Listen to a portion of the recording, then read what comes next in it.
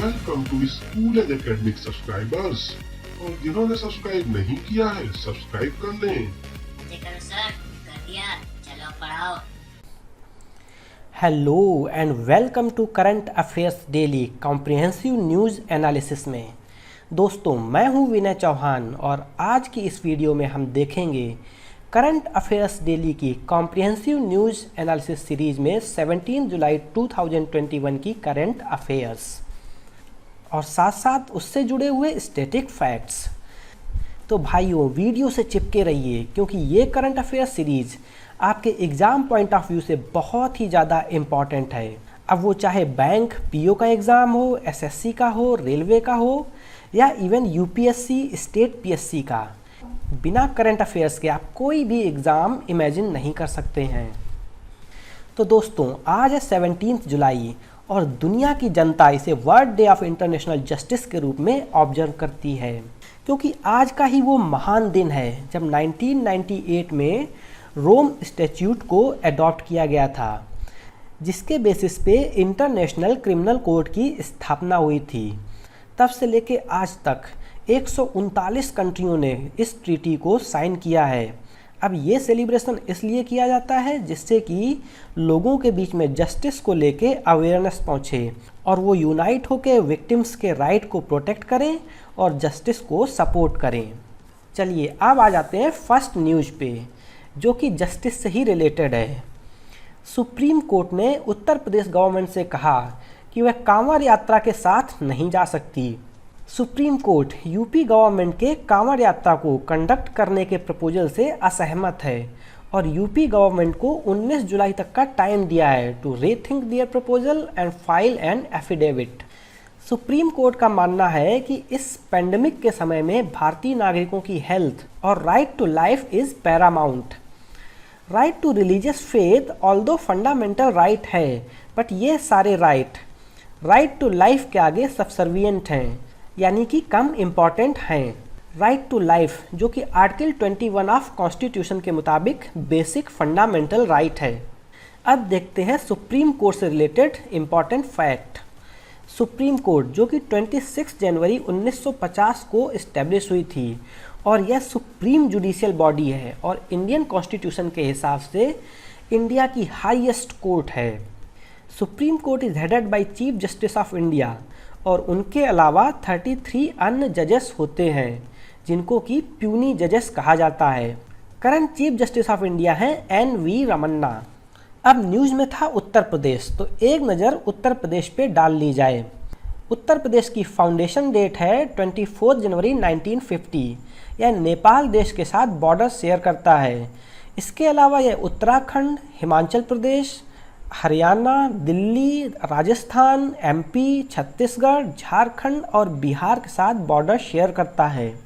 इसकी कैपिटल है Lucknow, largest city है कानपुर, टोटल डिस्ट्रिक्ट है 75।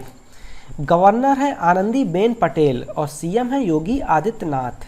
यहाँ पे लोकसभा की सीटें हैं 80 और राज्यसभा की सीटें हैं 31। दोस्तों, यूपी इंडिया के उन 6 राज्यों में से एक है जहाँ पे बाई कैमरल लेजिस्लेचर फॉलो होता है, यानी कि लेजिस्लेटिव असेंबली और लेजिस्लेटिव काउंसिल दोनों हैं यहाँ पे। तो विधानसभा, जिसको कि लेजिस्लेटिव असेंबली भी बोलते हैं, इसकी सीट है 403 और लेजिस्लेटिव काउंसिल यानी कि विधान परिषद की सीटें हैं 10। इसके अलावा जो 5 बाई कैमरल लेजिस्लेचर वाले स्टेट्स हैं वो है बिहार, आंध्र प्रदेश, तेलंगाना, कर्नाटका और महाराष्ट्र। तो दोस्तों, यह याद करना बहुत ही आसान है। ये जियोग्राफी वाइज 2 ग्रुप में डिवाइडेड हैं, तेलंगाना और उसके नेबर स्टेट्स, जिसमें कि आंध्रा, कर्नाटका और महाराष्ट्र, और दूसरा ग्रुप है यूपी और बिहार। इसके अलावा बिहार के पड़ोसी राज्य वेस्ट बंगाल ने भी लेजिस्लेटिव काउंसिल क्रिएट करने की घोषणा की है अभी हाल ही फिलहाल में। आइए अब देखते हैं next news. Reliance retail acquires 41% stake in just dial for 3,497 crore. दोस्तों, कंट्री का सबसे बड़ा रिटेल प्लेयर रिलायंस रिटेल ने local business search agency just dial को एक्वायर करके ऑनलाइन प्रेजेंस को स्ट्रेंथन करना चाहती है।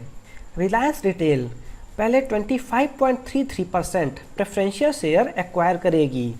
इसके बाद जस्ट डायल के फाउंडर VSS मनी से 15.62% शेयर बाई करेगी, जो कि मिल के बन जाते हैं 14.95%, और इनकी वैल्यू है 3,497 करोड़ रुपए।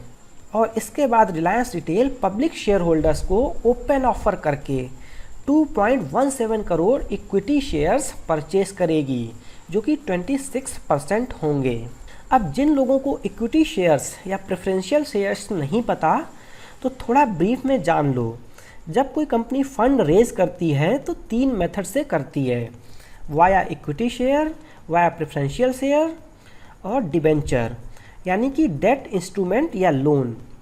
तीनों में खास अंतर यह है कि अगर कंपनी दिवालिया होती है या बंद होने वाली होती है तो अपने पास बचे हुए पैसे से पहले डिबेंचर के थ्रू पैसा देने वालों को पैसा अदा करेगी, और उसके बाद जो पैसे बचेंगे उससे शेयर होल्डर्स को अदा करेगी।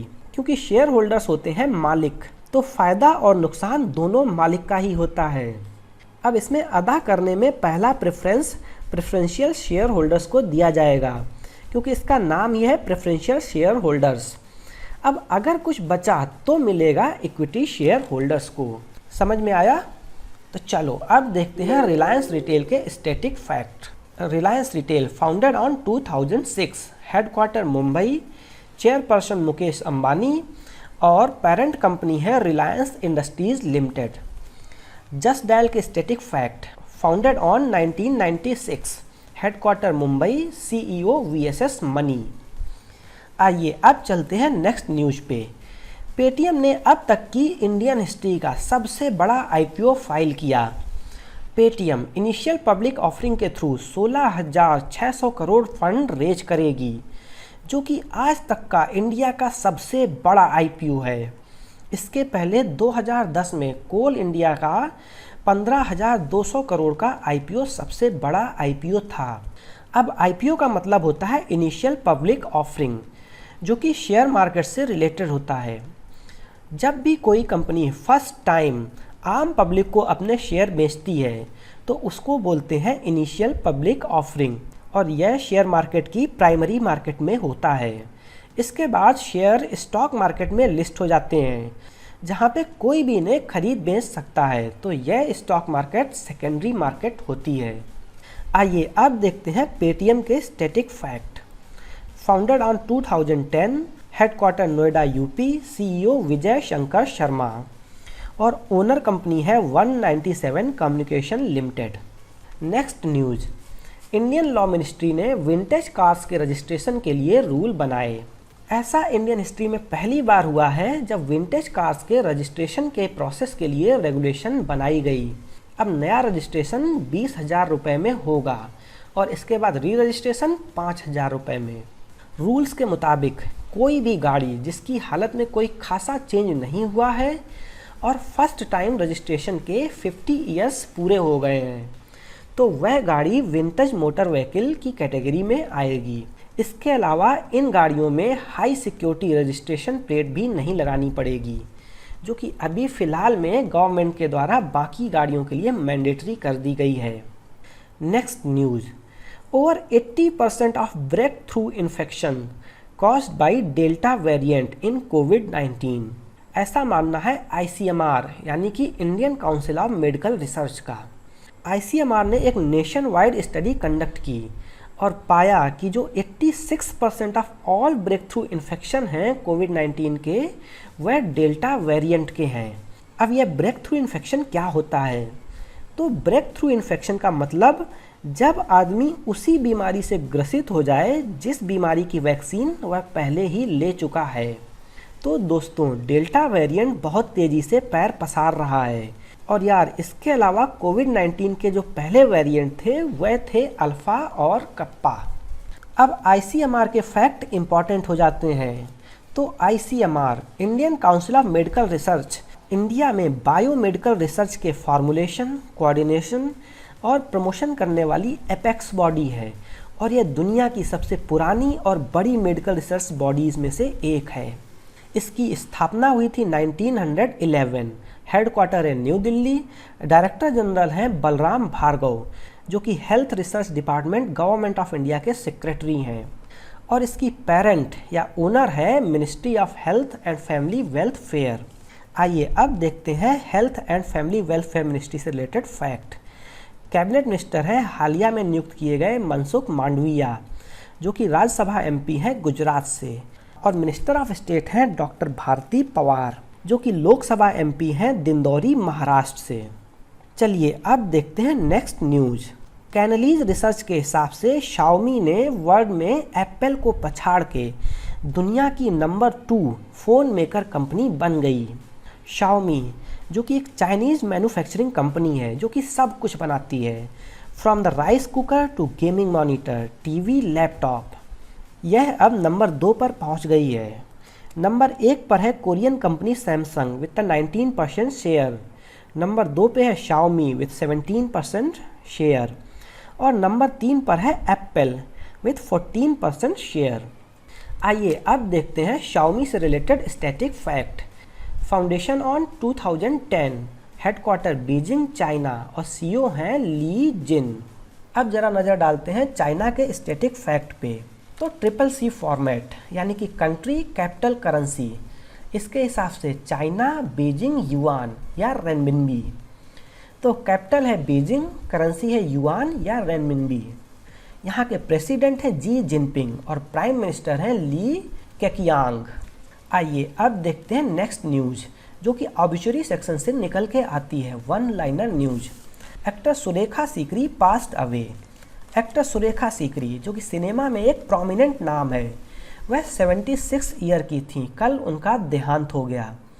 इनका नाम इम्पॉर्टेंट हो जाता है क्योंकि ये 3 बार की नेशनल अवार्ड विनर रह चुकी हैं और इनका स्टेट भी इम्पॉर्टेंट हो जाता है। तो सुरेखा सीकरी जो कि उत्तर प्रदेश से बिलोंग करती थी, पास्ट अवे। अब एक और ऑब्ituary सेक्शन से न्यूज़। इंडिया के photo journalist Danish Siddiqui killed in Afghanistan. Danish Siddiqui जो कि र्यूटर्स के फोटो जर्नलिस्ट हैं और कांधार में तालिबान की एट्रोसिटीज़ को कैप्चर कर रहे थे और उसी टाइम इनका कत्ल कर दिया गया। भारत के फॉरेन सेक्रेटरी हर्षवर्धन श्रृंगला, उन्होंने यह matter United Nations security council में उठाया है। आइए अब देखते हैं नेक्स्ट न्यूज़। इंडिया का जून क्वार्टर का ऑयल इंपोर्ट 9 मंथ में सबसे लो पे पहुंच गया। इंडिया जो कि वर्ल्ड में तीसरा सबसे बड़ा ऑयल इंपोर्टर व कंज्यूमर है, इसका इंपोर्ट लास्ट 9 मंथ में सबसे लो पे पहुंच गया है। इंडिया ने लास्ट मंथ में around daily 3.9 million barrel crude oil import किया है, जो कि मई से 7% डाउन है, मगर यह लास्ट ईयर जून से 22% ज़्यादा है। Next news. Assam budget seeks to control cattle population. Assam government current में कैटल्स को लेके हाइपर एक्टिव दिख रही है। अभी कुछ दिन पहले ही आसाम ने कैटल प्रोटेक्शन बिल टेबल किया था, जिसमें कि मंदिर या अदर रिलीजियस स्ट्रक्चर्स जहाँ पे नॉन बीफ कंज्यूमिंग कम्युनिटीज़ रहती हैं, उसके आसपास 5 किलोमीटर के दायरे में कैटल यानी कि बीफ के ट्रांसपोर्टेशन और सेल को बैन कर दिया गया था। अब आसाम के बजट का एम है कि कैटल पॉपुलेशन को आर्टिफिशियल इंसीमिनेशन के द्वारा कंट्रोल किया जाए।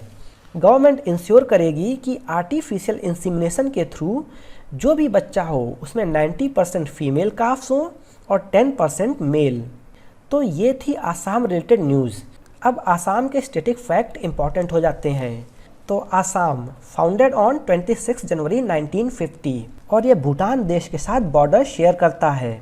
इसके अलावा यह अरुणाचल प्रदेश, नागालैंड, मणिपुर, मिज़ोरम, मेघालय, त्रिपुरा और वेस्ट बंगाल के साथ बॉर्डर शेयर करता है। कैपिटल है Dispur, largest city Guwahati, governor Jagdish Mukhi और सीएम है हिमंता विश्वा Sharma. District 33, Lok Sabha seat 14, Rajya Sabha seat 7 और एमएलए सीट्स 126 और यहाँ की लैंग्वेज है आसामीज़। तो ये थे आसाम रिलेटेड फैक्ट। और दोस्तों आज के करंट अफेयर्स के वीडियो में बस इतना ही। अगर आपको ये वीडियो पसंद आया हो तो kindly like, share and subscribe. तो चलो मिलते हैं कल फिर से CNA नेक्स्ट एपिसोड में। Bye bye.